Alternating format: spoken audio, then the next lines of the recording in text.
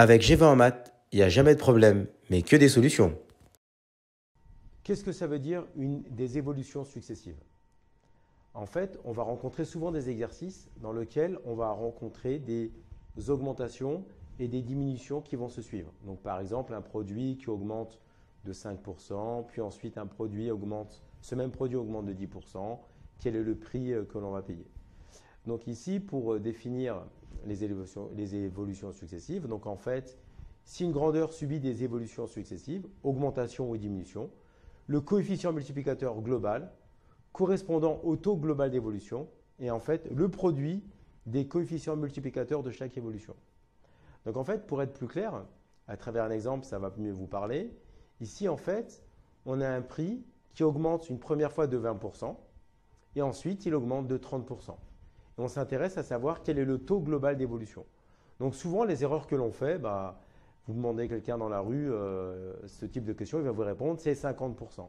En fait, non. Ici, ce qui est extrêmement important de comprendre, c'est que quand vous avez des augmentations et des diminutions qui se suivent, on va multiplier les coefficients multiplicateurs.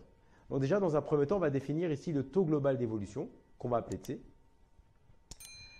Donc en fait, si vous voulez, c'est la question qu'on se pose, c'est si j'augmente de 20 puis j'augmente de 30, en fait, j'augmente de combien? En un coup, d'accord? Donc ici, T, c'est le taux global d'évolution recherché. Le coefficient multiplicateur qui est associé à une augmentation de 20%, donc on a vu maintenant les coefficients multiplicateurs, c'est 1 plus 20 sur 100, donc 1,2. On fait la même chose avec une augmentation de 30%, donc on obtient 1 plus 30 sur 100, donc 1,3. Et en fait, si on cherche maintenant le taux global d'évolution, on va résoudre l'équation ici, 1 plus T sur 100 égale le produit des coefficients multiplicateurs.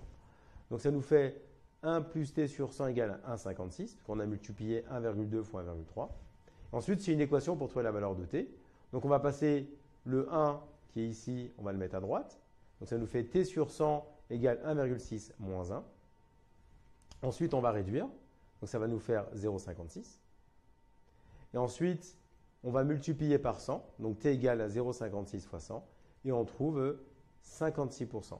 Donc en fait, si vous augmentez une première fois de 20%, puis après vous augmentez de 30%, en fait, ça revient multiplié par 56%. Un deuxième exemple. Donc ici, on va mélanger une baisse et une augmentation.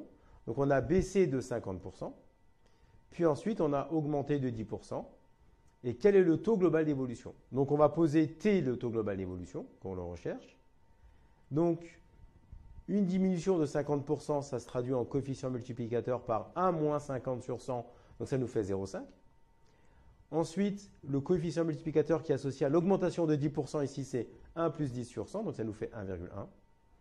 Et on va résoudre l'équation 1 plus T sur 100, où T ici c'est le taux global que je recherche, d'accord, égale au produit des coefficients multiplicateurs, donc 0,5 fois 0,1. Donc ça nous fait 1 plus T sur 100 égale à 0,55. Et ensuite, c'est une équation encore pour trouver la valeur de T. Donc, on va passer le 1 à droite, ce qui va nous faire moins 1. Et donc, ça nous fait T sur 100 égale à moins 0,45. On va maintenant multiplier par 100 pour obtenir la valeur de T. Donc, T égale à moins 0,45 fois 100. Donc, T est égal à moins 45%. Donc, en fait, ça signifie quoi? Ça signifie que si vous baissez un prix de 50%, ensuite, vous l'augmentez de 10%, c'est comme si, en fin de compte, vous l'avez diminué au total de 45%. D'accord? Donc, c'est ce qu'on va appeler ici la diminution globale.